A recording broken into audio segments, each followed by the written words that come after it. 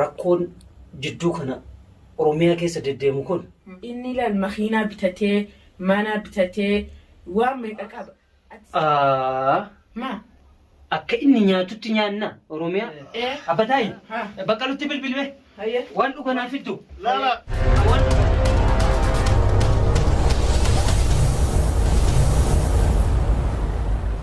Abbataayi akkami magaa jirta fayya rakkoon jidduu kana Oromiyaa keessa deddeemu kun mala itti barbaaduu qabna kanatti taa'uu qabnu war an kasinju yaa jaal awwalo ati akka ummatti shimallisuma kan karaa keetirraa fuutee dura dabaruu dadhabde ilaa amma shimallis Abdiisaa moo maa hoogganaa kennaa mi dura taa'aa kennaa bara dura taa'aa keeti usbara ani itti aanaa isaati bakka inni hin jirrettiin hojii kana geggeessa malee bakka inni jirutti geggeessullee baay'ee nama ulfaataa bar ta'us ati ilal inni amma ati mana kanaa khiraa dhagalte inni ilal makiinaa bitatee mana bitatee waan meeqa qaba ati saniifuu sila itti yaaddee gurbaa kana karaa fuutee ati bakka isaa ba'uu dandeessa yeroo ati bakka isaa buute anillee bakka keetiin bu'a akkasitti anaaf ati wal jala deemna isa karaarraa ufuunee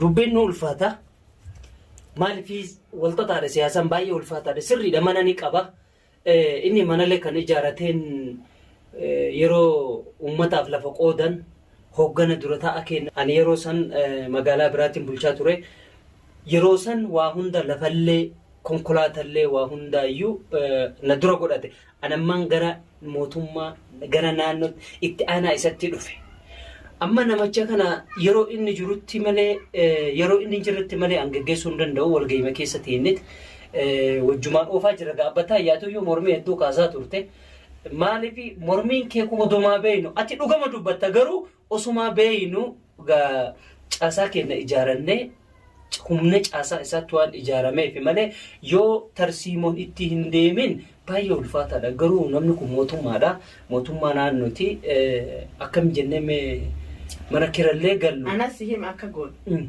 akki goon yaadni anuma bira jira ati anuma jala deemiti waan ansinjee ati godhi san booda anaatu waan ansinjee kan ati takka takka na dhagayi sammuu keessa naqadhu na jala deemi san booda torbaan tokko keessatti qabeenya isaatiif waan inni qabu kana guutuu sii kenna san booda ati bakka abbataa yataayere saniifuu ati na jala deemtee torbaan tokko keessa qabeenya isaa kana guutuu karaa keetti gara galchee si oofuu danda'a san booda yeroo ati bakka isatti ol baate anilleen si boodan ol baa saniifuu waan nagaa waliin nyaanna anaaf atilleen abbataa yataayere dubbiin kun namchi kun humna qaba yoo nurra dhaqqabee bakkuma tama funaannoo tanaa nu dhabsiiftanoo hin dhabsiisnu na jala deemin sinji'an akkasitti san booda abbataa yakka shaneen waggaa 9 isiniite sanutti nuyi dhuuf deemtan dubbii kun barnuti akkuma hariifa wanni goonetuma ati anuma jala deemi je khararraa achi siisine san booda bakka inni hotee namni nuun beeku nuti san booda waan isaa guutuu harkaa qabnaami waan inni harka isaatti dokumentiin inni jira maka waajjira tokko keessa waajjira kiyyaa fi isaa mooraa tokko keessa jira waan ta'eef dokumentiin kiyyaa fi isaa rakkoon qabu ani itti aanaa isaa waan ta'eef garuu ta'eeree safuudha saniifuu ati amma na jala deemii yaada ajaa'ibaa ta alamti jettiin si godha tanuma isallee addunyaa tanarraa galchinee wanni bakka isaatillee filannoo malee waan takka malee nagumaan akkanumatti akkuma nama daraja ol ba'u ne bira geenye nageenya deemuuf na akkas taanaan nageenya amma booraa jiru kana hunda isaanii sirrisin barxanuman siin ji'u jiraan namni Oromiyaa balleessee wanni balleessee gurbuma kana waan guutuunuma nyaataa waan qabeenya Oromoo guutuu fixe saniifuu anaaf ati waliin harka tokko taanee gurbaa kana addunyaa tanarraa galchinee waliin ol baanee akka inni nyaatu sanitti nutillee nyaatu qabna maal nuti isaa gadi ma akka inni nyaatutti nyaanna Oromiyaa laa karaa inni dalageessan badii inni dalageessan nulleen badii dubarraan dalaguun dogoggora sirriidha garuu baay'ee na ulfaate an yoo malli si harka jiraata bataayye ati kararraa waan isa goote yoo goote ani bakka isaa yoo bu'e ati itti aanaa kiyya ta'uu barbaaddaa meere garuu immoo akka isatti biyya nyaatu nageenya booressu ummata waliin dha'u abbootii fi gadaa ficcisiisu dhaloota qubee nyaachisuun hin jiru immoo.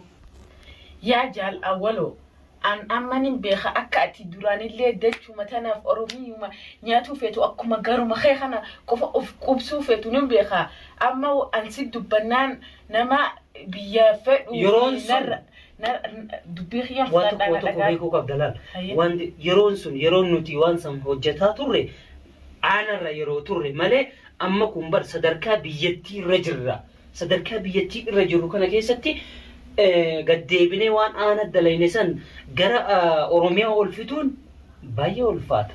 Amma ati duraan odo huno wuli jala jirtu nin nyaadhaa nin hataa yaaddu amma huno dachiin si namtee nyaattee nagaan dhuguu dandeessu of qubsuu dandeessu kanallees booda qubsuu dandeessu. Odo wanni kun guutuun si fuula dura jiru uf qaanfatteen illee qaanfatini waliin harka tokko taaneti daleynee gurbaa kanallee kararraa dabarsinee akkasi waliin daleen saniifuu yoo amma harka tokko taanee waliin waan ansin jee guutuu takka takkaan na booda deemtee na saddeeytee akkasitti waan guutuu waliin goon torbaan tokko keessatti gurbaa kana akka itti finnu amma waliin yaadnee waliin yaada walii dabarsinee akkasi dabarsuu dandeenya. Abbataayyee dubbiin kun taa'eere. Ta'ee jaal awwaloo wanti kun ni goona haa ta'u Shimallis ni dhabamsiifna baay'ee uummata kenna miidhaa ture sirriidha. Nus goyte inni uummata miidhu walumaan maqaan nu miidhe garuu yeroo sanitti aangoo isa qaba waan ta'eef malee. Nutis bar amma wayi tolchuu deemna nuti amma wanni barbaannu nuti leen akka isa quufnee akka inni nagaan akkasi ijoollee isaa guddisatee mana ijaarratee makiinaa bittatee nuti leen jiraachuu dandeenya akkuma isatti. Abbataay. Abbaa dubbii dhugaa jette. Eega. Amma yaada keetitti hin galuuf deemu. Dhugaa keeti. Amma Shimallisiin kararraa qabnu qofa lafa kaa'ee waggaa lamaan tana funaannanneet waan silaa walitti qabanne ijoollee teenya Austraaliyaa Ameerikaa geessine maatii keenya hunda geessine achi booda waggaa lama nyaannaan rakkoon qabu achi booda Oromiyaa fi yaanna. Hoo qabga kana gallee jira. TPLF'n waggaa 27 waan guurattee haga ammaa jiraachaa jirti. Lafti isaanii dhagaan qabdu waan Oromiyaa irraa guurte naga ammaa jiraataa jirti jechuudha. Kana waggaa lamaan san waan fuune ijoollee teenya maatii keenya immoo baasuun dirqama. Abboo gurbama sana akkam gooname? Gurbaan sun lafarraa nu dhabamsiisa isuma ani isuma ofirraa sodaadhaa bara.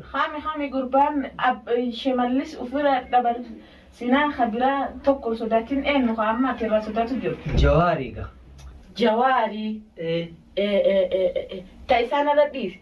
Ta isaa chaappan isaan bira jirti irra dhiisi. Nuti amma wanni yaadni kee bakki dhaquu qabu Shimallisuma kana bira. Saniifuu amma akka goonuu siifin himaa ati anuma booda deemu. Bataaye.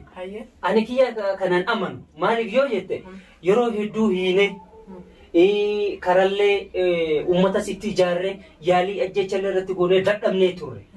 Ammaayyuu haga hidhaa bahe kana kutee jira maal akka dalagaa jiru yaaddoo keessa nu naqee jira.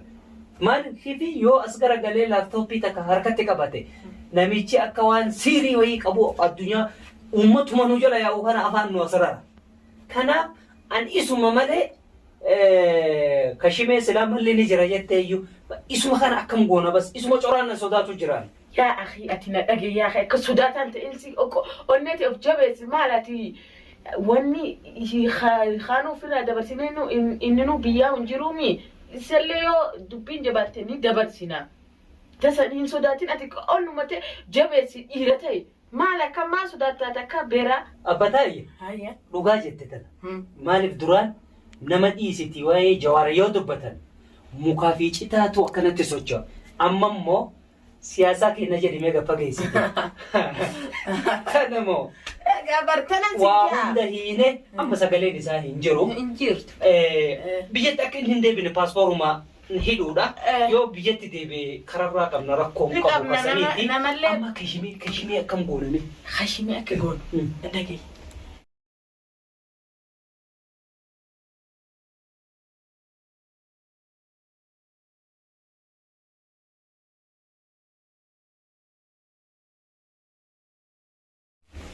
taatee jirti. Abbataayi taatee jirti. Taatesi. Kana karaa dhabenuti hin dadhabnu jabaadhu siin jedha. Walii gallee jira. Mee خلاص amma itti nu bilbiliinu yaani ni eegalla dalagaa teenya. Inni yoona mana farshoo jira yoonuu yuun kaasu yoo bilbilaa yoo eeg. Denutu waanuma inni fedhu san kan ofii deemna itti bilbili. Yoo kakaasu taate gaa. Guyyaa akhira isaa haa jiraatu. Dhuma guyyaa keetiitti warra.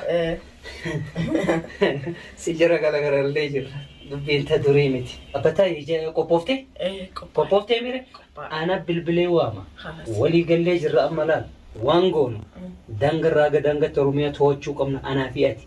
Wanti hunduu ajaja keenyarraa aanarraa haga gandarraa haga goxii moo maalii jedhamu guutuun isaa Oromiyaan tun guutuun kontiroontii humna keenya jala deebi'uu qabdi. Samboot ammas inni tu atiitu bakka isaa bu'aamii atiitu waan guutuu wanni guutuun harka keetti irra deema ati harkuma keetiin qabdeetuma akka feete godhuu dandeessa. Oromiyaa qofaaf yaannaasaa federaala qabachuu yaada. Qaxxiin kee kun nu baafnan ta federaalallee itti yaada. Hin sodaatin waan qabdeeti yaa. Akkana amma waamna dhiisinarra. Na dhagaye wanni an sin jiru ati Oromoo maali biyya maali jetteetuma Oromoon duraanuu tanuma du'u jirtuumi. Hin yaadin waan takka danta isaaniif fedhan beelanaa du'an fedhan waan fedhanaa ta'an. Gaaruma keenya guuttanne ijoollee tee jiraaffattee biyya alaa baastee. Qaba maatii keenya yaasuu qabna. Kana walii itti galla Abbataayi amma na bilbilaa obse. Bilbili. Mana farshoo jira ayyuu. Yoo fedhan maa muuziqaa waliin nu dhaqu. Buu jedha yoo na dhalaaf jenna naqe. Beekame nu jiisa. Waamee jira. Aloo. Akkame hoggana kenna naguma. Jirra galata isaa garam jirtarree waajiran jirtan waajira dhufne isin dhabne.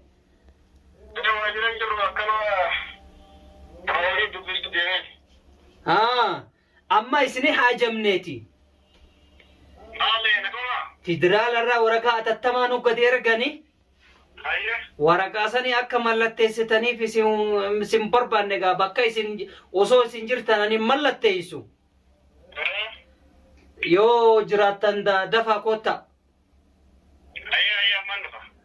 Waajiruma gara duubatiin asiin duuba kanarra jirra. Ati immoo yoo inni dhufe ammarraa o'annoo teessu ilaaluu qaba. Laakiin akka inni amma itti bilbileemi citiin kun anaa fi si jidduu haa ta'u yeroo inni ol dhufe garuu mootummaa keenya waan ta'eef jalaa ka'uu qaba. Nama jalaa ka'aniit nyaatan malee teettee akkana ofitti beeksisuun nu barbaachisa. Akkuma nama nagaa akkuma duraanitti waan inni kan duraanii calaa amalatti toluu qabna hanga bakka hangeennu amma walii gallee jirra bara. Walii gallee amma khalaas. Ati laakiin amma dhufu jiran si'a itti bilbilee ture. waan isaa san waan isa wanni godhu san hanga inni dhufu waan illee san sirra dhiisee jira bara. dhufuun oolu. Matta sauyyee.